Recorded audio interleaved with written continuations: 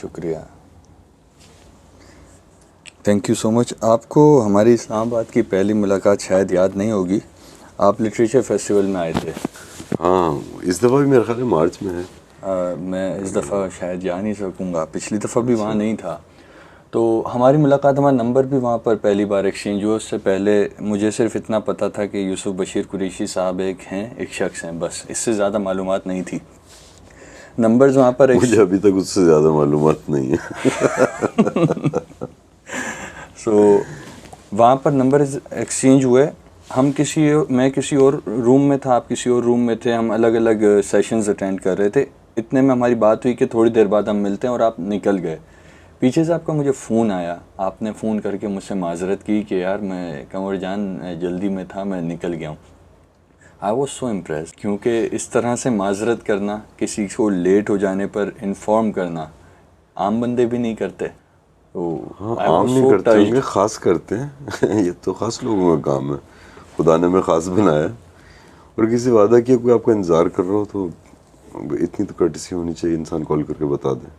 سو ایک بات بتائیں، کرٹیسی آپ نے جو کہی، آپ نے کیڈٹ کالج سے پڑھا، پھر آپ نے یو ایس اے سے پڑھا، پھر آپ نے میڈونا کے لیے بھی کپڑے بنائے، آپ نے اور بھی ایکٹریسز کے لیے کپڑے بنائے، انجلینا جولی کے لیے بھی کپڑے بنائے. اس کے بعد کرٹیسی کیسے بچا کے رکھی؟ دیکھیں یہ آپ جتنی چیزیں بتا رہے ہیں بیرونی چیزیں ہیں، یہ سارے مجھ سے باہر ہیں. لحاظ تو میرے اندر ہے، یہ تو باہر کی چیزیں ہیں. اس کے لیے کپڑے بنائے، اس کے لیے وہ وہاں جا کے پڑھے یا وہاں جا کے دیکھے یا وہاں جا کے کام کیے، تو ساری بیرونی چیزیں آپ نے مجھے بتائیں. لحاظ تو اندرونی چیز ہے.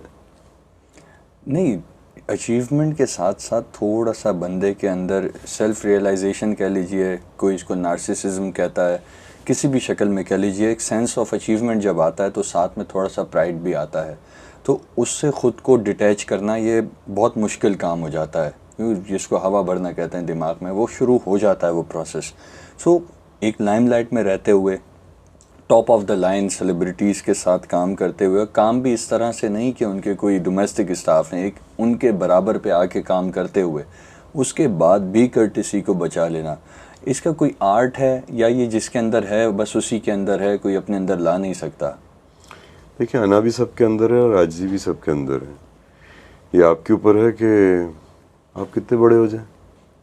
خدا نے تو کوئی چھوٹا پیدا نہیں کیا نا، یہ تو ہم پہ ہے کہ کتنے بڑے ہوں. اور جو اعلیٰ ظرف ہوتے ہیں ہمیشہ جھک کے ملتے ہیں.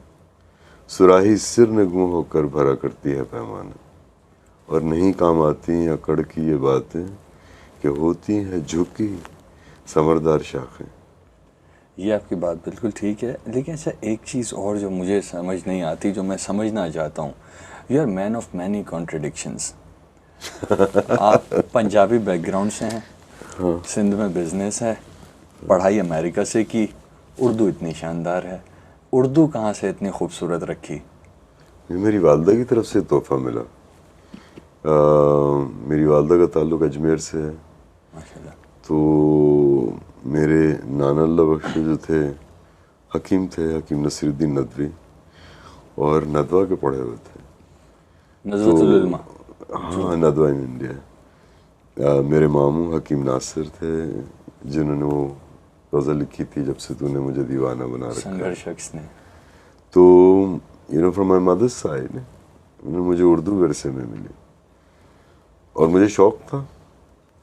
اور یہ جو آپ اتنی چیزیں کہہ رہی ہیں کانٹرڈکشنس نہیں، یہ کمپلیمنٹس ہیں. Yes. These were compliments in my life, جس نے میری زندگی نکھار دی، بہتر سے بہترین کر دی. احساس کمتری اور احساس برتری، ان دونوں کے بیچ میں رہتے ہوئے انسان اپنا جو پاتھ بنا لیتا ہے وہ بڑا بہترین رہتا ہے. آپ نے عاجزی کو بھی مینٹین رکھا، عاجزی کو احساس کمتری تک بھی نہیں لے کے گئے. اپنی جو اچیومنٹس ہیں ان کو کمپلیمنٹس بھی، آپ کو پتہ ہے کہ آپ کو لائف نے بہت سارے کمپلیمنٹس دیے، آپ اپنے آپ کو سپیریورٹی کمپلیکس تک بھی نہیں لے کر گئے. لیکن ایک عام آدمی جب ان لوگوں کا کام دیکھتا ہے، ان لوگوں کے بارے میں پڑھتا ہے، ان لوگوں سے ملنے کی صرف خواہش ہی رکھتا ہے جن کے ساتھ سوشلائزنگ آپ کی ہوئی یا آپ کے طرح کے کام کرنے والے لوگوں کی ہوئی، ایک عام آدمی کو آپ کو کیا لگتا ہے کہ ایک عام آدمی جو اتنے زیادہ ایکسپوجر کا حامل بھی نہیں ہے، وہ کیسے اتنا مینٹین اپنے بیلنس لائے، کیونکہ اتنی پڑھی لکھی باتیں، اتنی سلجھی ہوئی باتیں، اس کا معاملہ بہت ساری چیزوں کے ساتھ جڑا ہوا ہے۔ ایک عام آدمی جو صرف پریشانیوں میں ہی گھرا ہوا ہے، اس کو اتنی میٹھی میٹھی باتیں تو سمجھ میرے خیال سے تھوڑا مشکل سے آتی ہیں۔ آپ بار بار ایک ہی بات کہہ رہے ہو، عام آدمی۔ تو عام تو وہ اس لیے ہو گیا کیونکہ وہ خاص نہیں ہونا چاہا نا، تو پھر خاص کا کیا کام رہ گیا، اور خاص کیا کرتے ہیں؟ تو خاص یہ کرتے ہیں، لوگوں کو جوڑتے ہیں۔ مختلف طریقہ کار ہیں، کوئی گا کے جوڑے، کوئی بنا کے جوڑے، کوئی سجا کے جوڑے، کوئی گنگنا کے جوڑے، کوئی لکھ کے جوڑے۔ مقصد جوڑنا ہے۔ زبانیں کیوں بنی، دھرم کیوں بنے، ریلیجن کیوں بنے؟ تاکہ ہم لوگ جڑیں ایک دوسرے سے۔ کیوں جڑیں؟ جڑیں اس لیے تاکہ ایک دوسرے سے فائدہ ہو، مزہ ہے، اسی لیے تو جڑتے ہیں۔ کیوں خدا نے لذت دی آنکھ میں، کیوں لذت دی ذائقے میں، کیوں لذت دی ہونٹ میں، کیوں لذت دی آواز میں، ساز میں، لمس میں، سانس خوشبو میں، کیوں لذتیں دی؟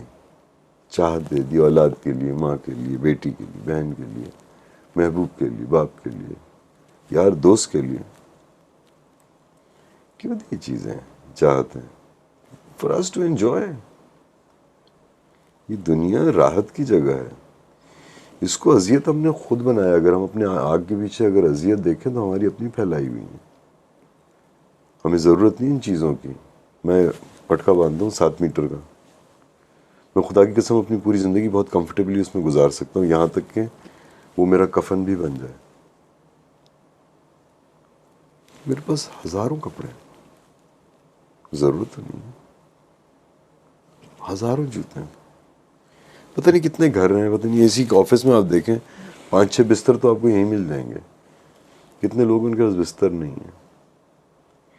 تو ہم لوگوں کے پاس ہر چیز کی بھرمار ہے، اور جس کے پاس بستر نہیں ہے نا، وہ اس کی اپنی چوائس ہے کہ بستر نہ ہو۔ اگر وہ سیکریفائز بھی کر رہا ہے نا، تو there is something that makes him feel good about himself, that he's made himself believe that. جو چاہو گے وہی ملے گا۔ ہمیں تو چاہنے سے ڈر لگتا ہے، تو کہتے ہیں کیسے ہوگا، تو ہم چاہتے ہی نہیں، ہم نے چاہنا چھوڑ دی،